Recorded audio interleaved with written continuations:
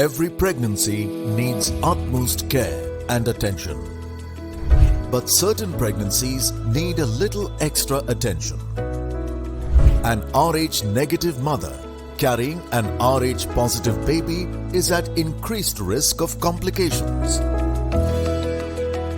BSV is at the forefront to ensure safe delivery in every RH negative pregnancy.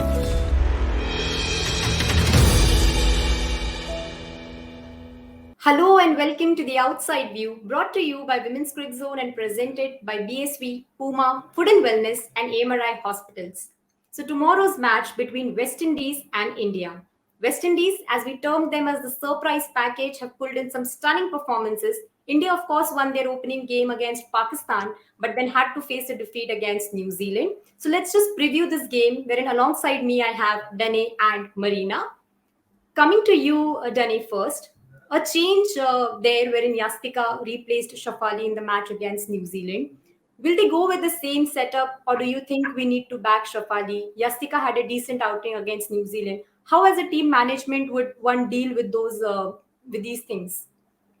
I don't mind that they picked Yastika. I was just a bit surprised when they picked her. You don't really want to change much. And I mean, Shafali has been opening since day one when she joined the side. So I think the conversation just should be that, if she's out there, she can't put Mandana under unnecessary pressure, and she's going to have to find ways to score. I understand the nerves are there, that's human, but I think if they persist with Yastika, I think the conversation should be how is she going to complement Mandana and also allow Mandana just to play her natural game. Marina, coming to you, strike rate has been a concern for India. It is something that will probably hurt them if that's not worked upon in this big tournament. Accelerating the flow of runs in the middle overs. Of course, down the order, you have some power hitters. You have someone like a Smriti Mandhana opening the innings for you. But in the middle overs, the concerns for Team India and your take on that?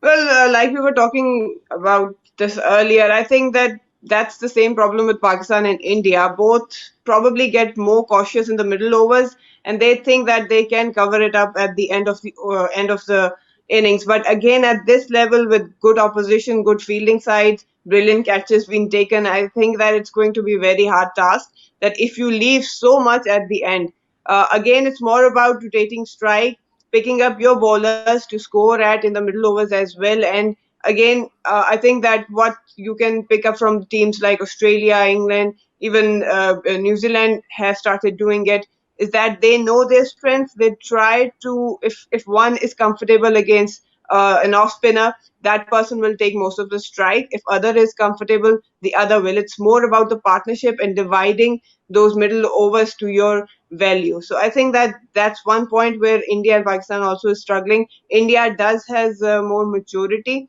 I think it's more about executing and believing in yourself. But yes, a lot depends on how the inning starts. We've seen that the momentum set up front does carry it along till the late inning. So again, up front, good inning, good momentum, good run rate, that affects a lot.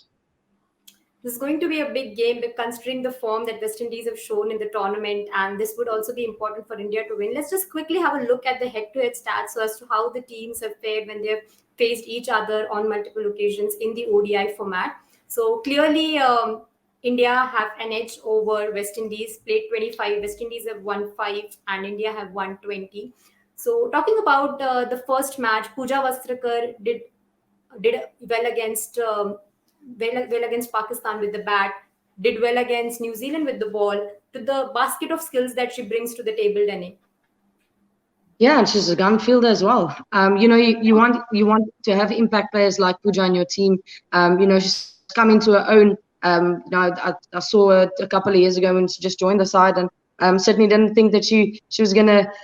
Obviously saw the potential, but with the bat, obviously she came into her own, and that's what you want. I'm a massive believer in all-rounders as well, and it's good for a team to have that, because she comes down low the water and she strikes it really well, and she's very good in the field, and she's good with the ball as well. A change of role for her coming in the middle overs, or probably a second, third change, but I mean she's been doing that really well, and again that just shows you what an impact player she is.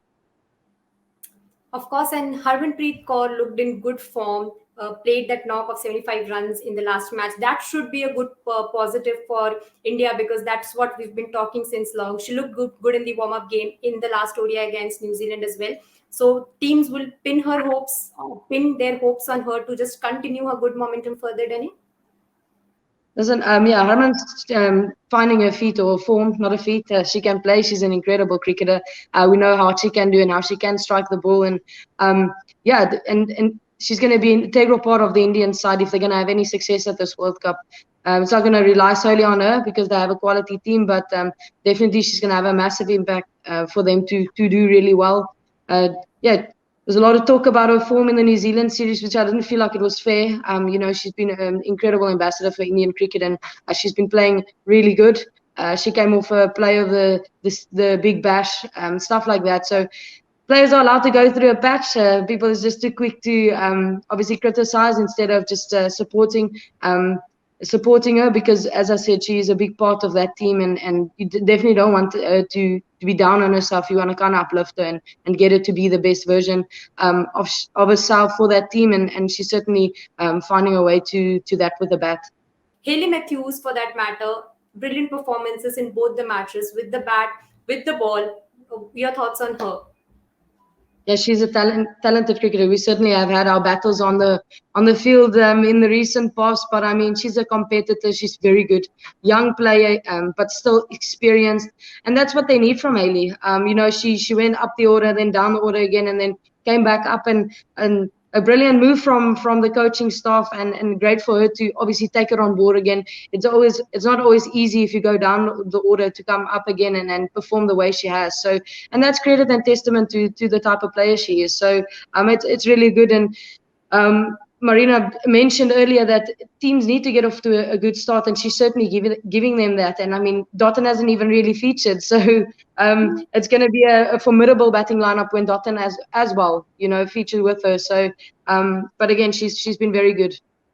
Was coming to Deandra Dottin next. How can we just not talk about her? That stunning over against New Zealand and that catch in the match against England. Even Marizan Kapp took it to her Twitter account like, just stop thinking who's the best. Deandra Dottin is best, and she has been the best. Yeah, look, she's an athlete. I commentated on the series when West Indies played South Africa, and I said she's just such an incredible athlete. She's attacking fielder, and that's what makes her so good. She wants the ball to come to her. Yes, everybody makes mistakes, but not many people do that. Not many people can do that and fly through the air like that. So yeah, she's great with bat, she's great with ball, she can field, she can do everything. And that's just the epitome of being a really elite athlete. And yeah, so what a catch. I think I watched it on repeat for like five or six times, and then I took it and showed other people as well, just to show them that women's cricket is pretty exciting. So yeah, definitely the catch of the probably a couple of years for me. Definitely, it could be the catch of the tournament. That was an amazing performance. West Indies have been finding ways to win, as Danny has said, and that is what you expect from a team when you are playing the World Cup. India, of course, did win the game against Pakistan, but now, after having lost the game against New Zealand, they would want that winning momentum. West Indies already have a winning momentum by their side. So it's going to be an interesting contest. We'll, of course, join you for the pre, mid, and post shows. Until then, you stay tuned to Women's Cricket Zone for all the updates on women's cricket.